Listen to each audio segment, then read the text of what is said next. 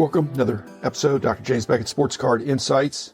Always enjoy doing these, even when it's me, myself, and I'm doing it in my office.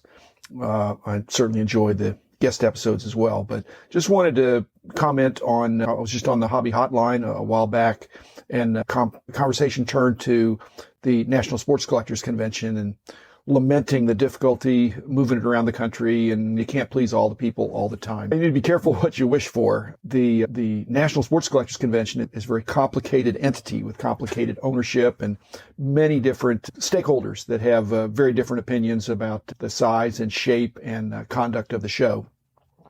And they get along reasonably. There's preserve the status quo. We're doing it the way it was originally intended, I think, from back in the early days when I was there. It's stayed true to its identity for the most part, with welcome enhancements. Mike Burkus, I've already done a tribute to him, but really a guiding hand over the years in that, and one of the organizers and operators that understood the business aspects as well as the hobby aspects. But being careful what you wish for, the simplest form of government, whether it's governing or governance of a company or a country, is a dictatorship. We're not looking for a dictatorship, but if there were less complicated ownership of the national and some entity owned it that could make the call and say, sponsors, here's the way we're going to do it from now on. Dealers, here's the way we're going to do it from now on. Collectors, here's the way we're going to do it from now on. Again, if they got compliance, if they were persuasive, and all those stakeholders thought this is a step in the right direction, let's go for it. You can define the national a lot of different ways, but I'm hard-pressed not to denote any show that would have all the card companies and all the PSA and BGS and SGC. And if you have the major graders and the major card companies coming to your show, you in effect have a national, maybe not the national, but you're going to have a very strong show that'll be heavily promoted. If I were the decision maker, which I'm obviously not, but if I were, I would go to the licensors. I'd go to the card companies. And I'd go to them first, I'd go to the key corporate sponsors and say, if in the new ownership of the national, if there were such, I would want to consider a broader distribution of nationals around the country, and that would necessitate doing more than one a year. Now, I don't know whether I'd do 2 a year or 4 a year, but 4 a year, you'd get economies of scale. You'd have some rotational promotion. You'd have a lot of chance to get more locations. The keeping it special aspect of just having once a year, the Olympics, the World Cup, those are special. They're every 4 years. Some things are special that are every year.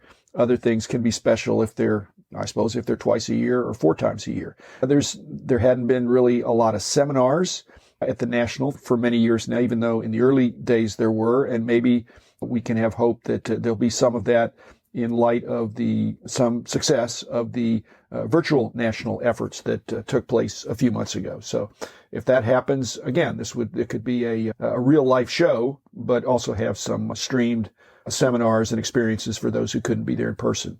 Again, I really want to keep the national special, but whether it was twice a year, which it could have been this year, or 4 times a year, I still think there are ways to make special. Frankly, I think it's a very special show if you had Major League Baseball and the Players Association and Topps and Panini and Upper Deck and the Football Players Association against some cooperation or involvement of the leagues, players, and licensors and licensed companies in the brand. In fact, it could be more than just sports collectibles, but I'd like to keep it just to sports collectibles.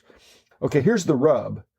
Before I get to the rub, I better thank the sponsors who I would like, if this ever happened, they'd have to be on board. Topps, Panini, and Upper Deck for sure. If they come to a show, a lot of collectors want to go because they really bring a lot to the show.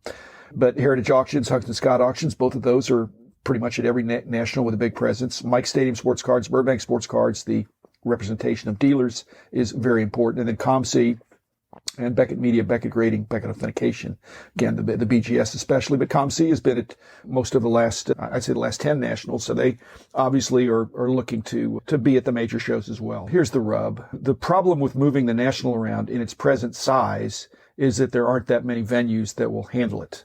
And that sounds like a good problem to have, but we're so big, we're so strong that with only the largest convention centers can handle us, but that means more fees. It's more complication, and frankly, it's eliminating the possibility of having the national in certain cities. What would have to give is the footprint of the show. If you didn't need 400,000 square feet or whatever it is, you could get by with half that, then maybe you would open up more possibilities. The problem with that is that who wants to not participate?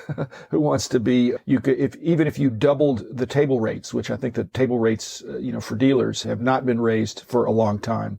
If you doubled it and had half the dealers, you could have the same revenue, but would the show be as good? You could make the case for the fact that it would actually be substantially worse because the dealers who would drop out at doubling of the price would probably be those who are non-professional. And I certainly don't mean that in a pejorative sense, because basically the non-professional dealers are some of the most fun ones. They're the mom and pops, the individuals who come once a year and bring their stuff and have very unique items. And again, that's part of the fun of it. If all the booths were corporate with larger entities, I think some of the charm of the national would be lost. On the other hand, if you did raise the price, which I think is warranted to raise the price, anytime you've got a waiting list, you should consider raising the price. So if you raise the price but you increase the frequency, then the dealer who would not spend twice as much for the table to go across the country because of that expense might consider going to the national that would be in their neck of the woods, where they could drive or have a less expensive weekend.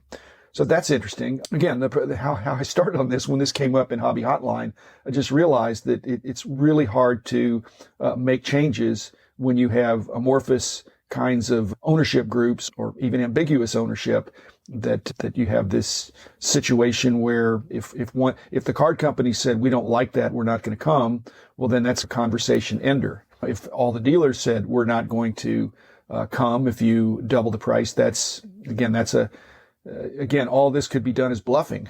You just, how about if we do this? But if there was a cooperative effort that came together and the dealers said, we want to help build the industry, and we realize that some price increase is warranted, and in the interest of moving this thing around the country is going to promote the growth of the industry. And we knew that these corporate sponsors, including and especially the card companies, said, we will have a major presence at each of these quote unquote nationals during the year.